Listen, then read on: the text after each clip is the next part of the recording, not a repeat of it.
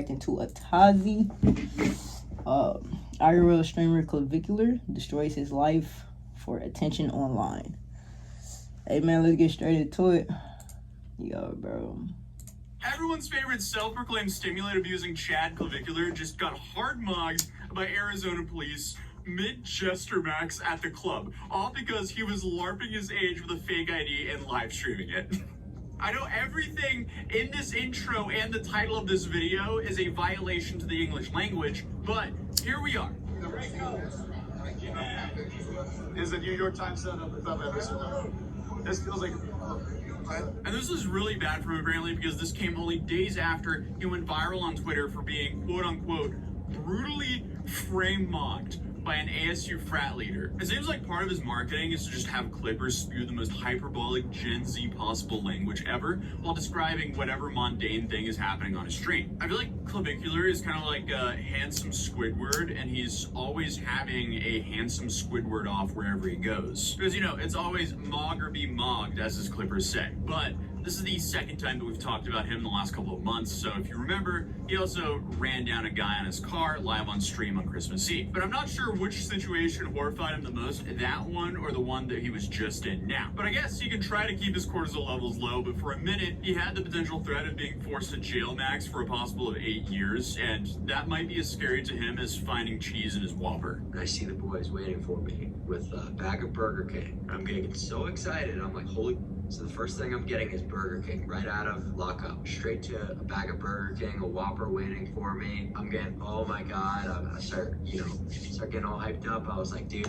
I just forgot about everything bad that had happened in the past 24 hours. I get in the car and I'm unwrapping the Burger King and there's cheese on it. My cortisol levels jumped so high through the roof, I wanted to go back in. So obviously, if you have no idea what I'm saying and are wondering if I need to be checked for signs of CTE, congratulations on never having to consume the algorithm of Clavicular, nor any of his looks-maxing Clippers, because they use some fascinating Gen Z lingo, to put it lightly. But I feel like the dude just blew up overnight. Like, I know he's been doing this for a long time, but basically, he became very famous in like the span of just a few months. But just like he blew up in such a short span of time, he's now risked prison time multiple times in just like a few months. So obviously today we're talking about the looks maxer known as Clavicular, or Braden Peters. He's a 20-year-old IRL streamer who blew up for openly admitting to be using some pretty unhinged strategies to improve his looks, like bone smashing and roids, and even going as far as partaking in a little bit of that Heisenberg special just to suppress the appetite. And Hold on, I heard that nigga was on some Molly too. That nigga be doing some wild shit. Bone smashing, by the way, is apparently just whacking yourself with a hammer to essentially chisel your own face. So, like, he'll just, like, sit and whack his cheekbones to be, you know, to have a more defined... And I mean, Clavicular is attractive. Like, he's an attractive looking man. But to be doing all of that, I feel like there are regular men that didn't do none of that that look just as better as him. I can name a few. Chris Hemsworth, Chris Evans, Leonardo DiCaprio, Johnny Depp. Should I keep going? Brad Pitt. None of these niggas was breaking their jaw, using steroids to my knowledge, using Molly. None of them niggas. And all of those men look better. Like, Clavicular looks like, I would say the average white man. Yeah. So for him to be doing all of that, I feel like it wasn't worth it. Like, I feel like it wasn't worth the cause and the long-term causes that all of that is going to have on his body in the future. I genuinely don't feel like it was worth it, because he genuinely looks like the average white male. Like, I feel like if he would have just let puberty do what it do, he would still probably look like the same person and not have all the damages and effects that what he did is going to have on his body. Like, I genuinely don't think it was worth none of that. Cheek, I guess that works. Who But knows? Essentially, we're just reaching new levels. Hey, who knows? So actually, you have a new lean maxing strategy that's quite controversial, but I'm not exactly going to advise that you do this. But what I did was I basically blasted for 3 days. I spammed a combination of Adderall and ketamine for appetite suppression. And amphetamine. Not methamphetamine, but amphetamine. Did he say amphetamine or methamphetamine? Adderall and ketamine. Methamphetamine. Okay, so, because I think the word meth was blocked out. So you took meth and Adderall to look like the average white male? Appetite suppression, and I literally went on a 3-day fast and stayed awake the entire time, and I lost 5 pounds. So that was probably the craziest thing I've ever done, but it's a look. Like I said, guys, I'm not gonna sit here and act like I'm some good influence. Don't do that. That's what I did. I'm crazy. So yeah, I was essentially doing. My name is Julie. I live in. I don't know, guys. I'm not even trying to like hate on the man. I said he's an attractive guy. But apparently, But it's trouble in paradise. I don't think he had to do all the things that he did just to look like how he looks. Like, you would think he's like the prettiest man to ever walk this earth when there's been more attractive, to be honest. In the more recent months, his fans have been upset because he's already showing signs of descending, which is, I guess, skipping the gym to stream more and admitting to only eat fast food. And now he's been arrested on charges of forgery, use of fake ID, and drug possession while live on Kick. Naturally, though, Clavicular was hooked up with the best lawyers by none other than Aiden Ross. This is basically just a deja vu moment from his last situation we covered back at the end of December. A little rundown about this last situation. They're trying to make an example out of him, and that's why they're saying he has to go to court in 2-3 weeks. So let me explain to you guys what I did. I called Clav, working on the best lawyers. But Clav, I'm gonna make sure that, like, I want you to get the help you deserve. Nobody deserves to at a young age. When, you know what I mean? Like, I just care. I want him to just, be in a good spot. But instantly, the clips of him being arrested began circulating everywhere with mocking captions like, Clavicular got brutally mocked as he criminal maxed by LARPing his age with a fake ID in Arizona, got handcuffed, but kept his cortisol levels low. Okay. If anything, it seems like the general consensus of the internet was who cares or about time, but people joked about him getting frame mocked by his cellmates and turned him into countless memes, offering basically zero sympathy, all while he spent the night in an Arizona prison. And they of course live streamed his bail hearing the next day on February 8th, where his presumably expensive lawyer started by arguing semantics about whether or not the charges apply to him because he had absolutely no intention to defraud anyone with his fake ID. The forgery count, ARS 1322 indicates that a person commits forgery with the intent to defraud, and then goes on to say knowingly possesses the instrument. There's absolutely nothing in the Form 4 that indicates that he was possessing any forged item with the intent to defraud anyone. He was asked by law enforcement what his name and date of birth was. He provided his true name and date of birth. Once he was searched and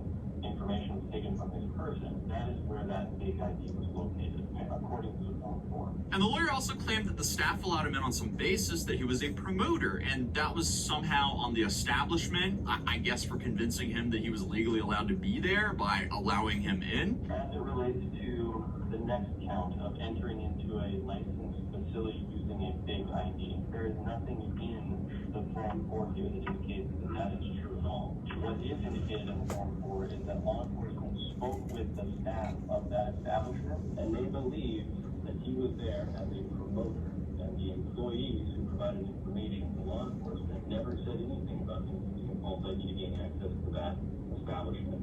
Instead, what they said was that they believed that they had gone through the proper channels in order to get him hired on as an employee to serve as a promoter for that establishment. Nothing in the Form 4, nothing that law enforcement had access to during this arrest gave them any reason to believe that he used a fake ID to get into that establishment, or that anybody said that he used a fake ID while he was at that establishment. In my opinion, still not a great argument, but okay. Then they moved on to the drug charges. Naturally, the Chad lawyer suggested this was also just nonsense, since Clavicular could have very well had a prescription for this. He just simply didn't have it at the time. the prescription drugs that are alleged to have been found on his person. There's nothing in this to establish that he does not have a valid prescription. He was not able to produce a valid prescription according to law enforcement this evening, but that doesn't mean that he doesn't have a prescription. He then says the police shouldn't have found the drugs because they didn't have cause to search him. Because they had no probable cause to place him under arrest for those two predicate offenses, they have nothing to establish that they have the right to search his person, and that's what ultimately gets them to what they are alleging to be illegal substances, prescription substances. They didn't have any right in this case to place him under arrest because there is nothing in this form 4 that establishes either of those two predicates. He's cooking, bro. And it is interesting to see his fans foam at the mouth and form a digital mob in the chat towards everyone involved in charging him while they await his bail with his friends and camera in his car. Like, even when she points out that he quite literally streamed himself wandering around ASU trying to obtain Adderall from strangers and then was arrested with one lone capsule floating loose in his pocket. It indicates that it was a one loose pill. Additionally, I would point out that there's information in the Form 4 that Mr. Peters had been live streaming himself approaching individuals in Old Town Scottsdale asking if he could obtain Adderall. So certainly that factual information would negate the assertion that he in fact has some type of valid Prescription. for that. Yeah. Got his come ass. on. You're a moron. Got You're his a live ass. streamer. Got his ass with that one. How the hell is gonna be prescription if he going around asking people for the drugs? That's not prescription. If it was prescripted, he will already have the Adderall. He's going around asking people, can I get some illegal narcotics? And streamed the shit. Streamed him going... All right. Asking random people on the street for pills. Now, do I think that you should go to jail for having a single capsule in your pocket? No. That's a complete waste of taxpayer money. But still, live streaming yourself asking people for those capsules? What are you thinking? Why do people live stream themselves committing felonies every day at this point? But by the end of the bail hearing, the charges still stand based on the fact the judge thinks there's probable cause for all of them. I do find probable cause as to all 3 of these allegations. Experience Japan on a journey customized to you. Explore futuristic... You see. Then the state argues for a $25,000 bail based on him being a flight risk for having no ties to Arizona and having a general disregard for morals or consequences. The state is asking for a $25,000 secured appearance bond. Our understanding is that Mr. Peters resides in the state of Florida, that he has no known ties to Arizona. The state is particularly concerned, one, that he represents a flight risk given that he doesn't have any ties to the state of Arizona. Additionally, our understanding is that he does have a significant source of income that he could use to assist him to flee. Additionally, we are concerned really just in general of whether he'll comply with any kind of release conditions given his behavior. As I indicated earlier in my previous argument, he was live streaming himself going up to individuals asking for an illegal substance. But he still ultimately was released on his own recognizance, meaning that he won't have to pay the proposed $25,000. Counselor, I'll trust that you will have a conversation with your Hey, client saved his ass $2,500. We need to be very careful about, the content of what he posts to social media. And given that, the court is going to release Mr. Peters on his own recognizance. But of course, there is a list of terms and conditions that come with this merciful gesture. So he's going to be released on his own recognizance. He's going to be released here in a couple of hours. They're going to start processing him out. Okay. So released to his own recognizance means he has no release conditions. There's no restrictions on really anything. The primary restrictions are going to be he can't return to the scene of the offense. Okay? He cannot have any contact with any witnesses or the alleged complainant. He can't possess any weapons, any drugs without a valid prescription, not to possess or consume alcohol, can't drive a vehicle without a driver's license. So he can't return to the scene of the offense or contact the victims or witnesses. He can't possess any weapons or drugs without proper prescription. And obviously, he can't possess or consume alcohol since he's only 20. And to be honest, it sort of sounds like he's describing one of Clav's normal streams: drinking, gambling, going to bars, using fake IDs, and soliciting Adderall from strangers. I feel like that's just a regular night for him on stream. The dude is essentially just a Love Island contestant who live streams his life. This is the newest. I'm about a Love Island contestant. He do Clav do look Clavicular do look like he will go on Love Island. He definitely looks like a nigga that will go on Love Island. Going to become a whole lot more boring, and in Arizona for the foreseeable future. He also cannot leave the state of Arizona. That's the big one. If he leaves the state of Arizona, he is going to catch more charges, and he is going to be revoked on release. Okay? He needs to come in and see us first thing Monday. Okay? First thing Monday, we're going to square away on next steps. And this is because at the time, he wasn't allowed to leave the state until his hearings at the end of February. And even then, he wasn't totally sure when he would be able to leave Arizona, with some sources saying that he could be looking at as many as 8 years for this, which would be absolutely crazy. He's not going to get 8 years. But those also are just numbers. There's no way. He's not going to get fucking 8 years. It's kind of like with the Jack Doherty stuff. There's no way Jack is getting the full sentence of what he's currently facing in Miami. And then you had Clippers saying he was facing like a total of 15 years, which is crazy. But also, I mean, after looking at that tweet again, I keep forgetting that he hit someone with a car. I haven't heard about this civil lawsuit until now, but that is also super interesting. But he was really quickly to go back to streaming, even though it was quite a lot tamer than his ASU streams from the days prior, or any of his previous streams in general. But hey, you gotta make a living one way or the other, so he was back to streaming. It's the assistant's fault, not mine. What the I'm gonna freak out. I'm gonna freak out, dude. Cheese on it. I can't do this, bro. I can't do it. A lot of people started saying something about him beginning to fumble ruins his persona. I wanna go home. You don't want to eat? How are we gonna go about this? But I don't think too many people buy into his shtick, and I only absorb his content against my will for, I guess you can say, journalistic purposes or in memes. But now, we're witnessing him nervously second-guessing himself on things that he can and can't say. For legal reasons, I really can't do. I'm not gonna get more because I just need to talk to more lawyers and figure out like what even content can I make, you know, because you can't drink. There's a lot of terms to my release that they're just waiting. If I up one time, even on a desktop stream, the cops will be arresting me probably within 10 minutes. They're watching all the time, so that's why I really just can't do.